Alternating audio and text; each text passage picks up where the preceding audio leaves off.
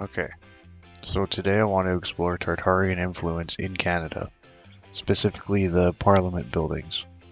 So I say influence because I wasn't there to see the construction of these buildings, who was doing it, what designs they were following.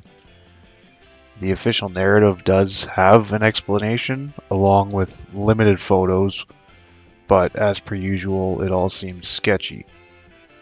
So this is all just purely speculation and something that's fun to look at, fun to think about.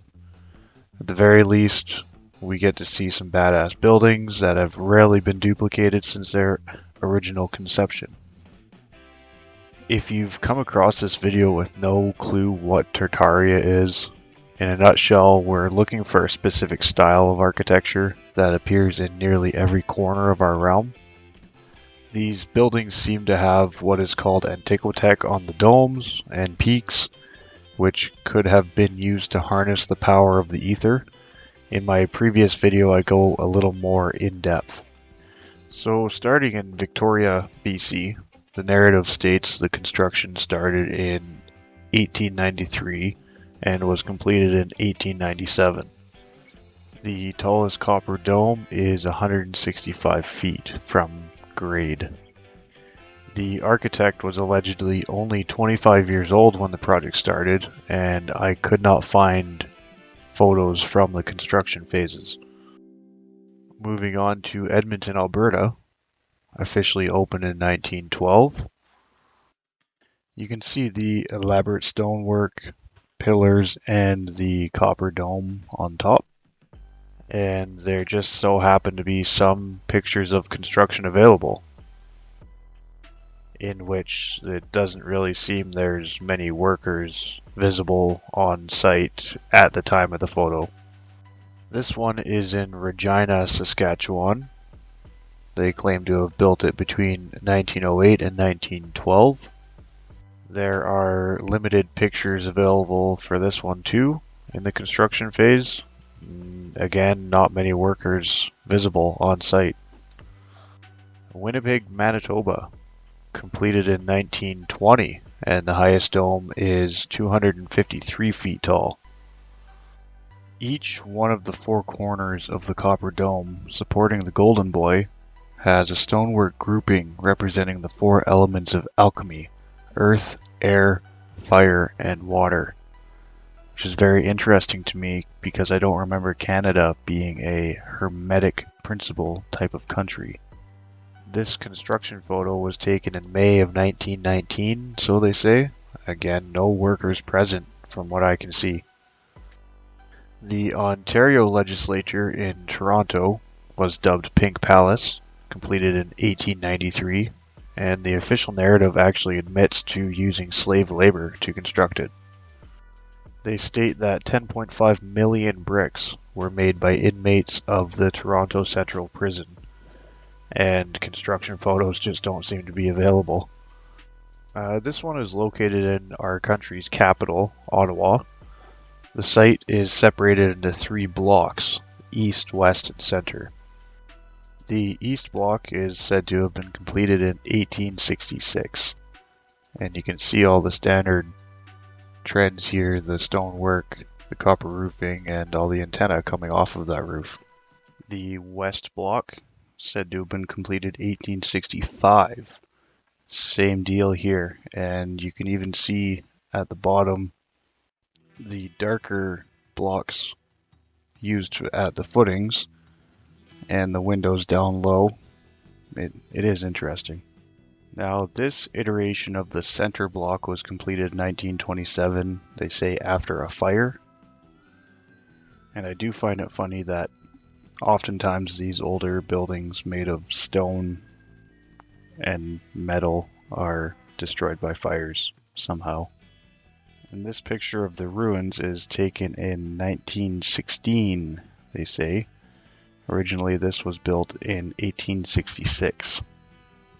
So it lines up with the other two blocks. So this is the Library of Parliament. It sort of sits behind the rest of the federal legislature buildings. It's probably my favorite old world building I've seen in Canada, and it stands out so much stronger than the other ones. It just so happens the library was not affected by the fire in 1916. It sits fairly close to the building that did burn down. This one was established in 1876, so roughly 10 years after the other buildings were erected.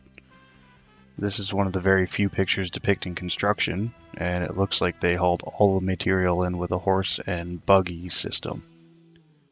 So standing inside the building, we can see what looks to be a geometric pattern in the roof.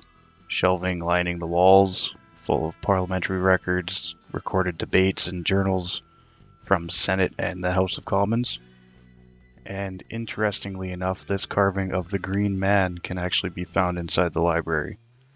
This is said to be the pagan forest god, actually the ultimate guardian of the forest.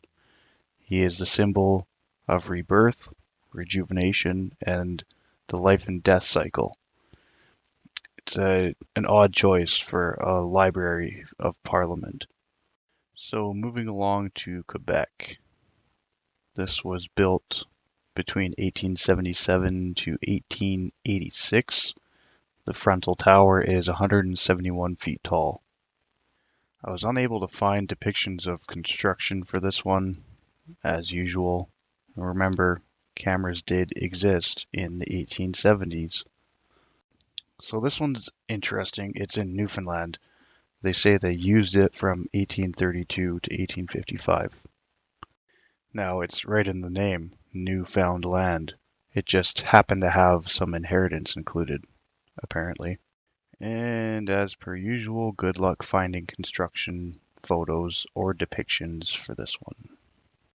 So that original building was retired and replaced with this newer, very underwhelming post-war style building, so they call it. All right, heading to New Brunswick. The official story is that it opened in 1882, with the tallest point being at about 134 feet. And again, no construction photos or depictions. 1882, guys. I mean, come on. Photography was common in the 1870s. I mean, we can look it up. We looked at it a little bit in the last one. There is record of this. So this one's in PEI, coined the Province House. Construction started May 1843, operational January 1847. I can give them a little bit of slack on the dates here, with photos not really being available. It is a little plain, but it still holds that same stone pillar style that we're looking for here and that we can find basically everywhere in the world. Good old Nova Scotia. It's very similar to PEI, very plain.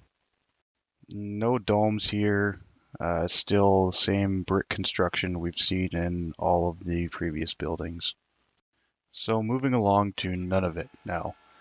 This is what you get when the new world decides they want to construct something. It's all glass and steel. It's not really that hard to look at, but it's not really that exciting either. This one up in the Northwest Territories, it's a neat building, but not old world. So that leads me to ask, why wouldn't they duplicate the so-called Victorian style in the Northern Territories? And here we're going to end in the Yukon. A very boring, precast concrete and steel. Kind of just looks like a prison more than anything. At this point, I'm still trying to piece together why the territories don't have these old world buildings. They might have some that are hiding in corners that don't fall into this video, but overall I do find it curious. So as you can see just from Parliament buildings alone, there are plenty of examples of Tartarian influence structures in Canada. And I'm just going to leave this off by saying not to take everything you are presented for face value.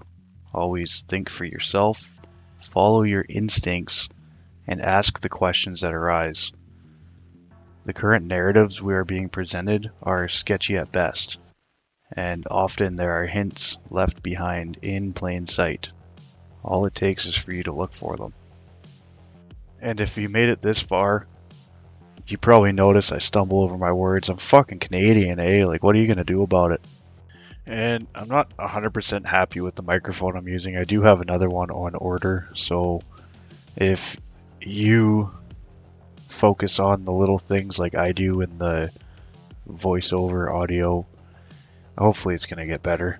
And I'm just fucking around at this point, so thanks for sticking it out to the end. Do that thing that they always ask you to do, you know what it is, and we'll catch you in the next one.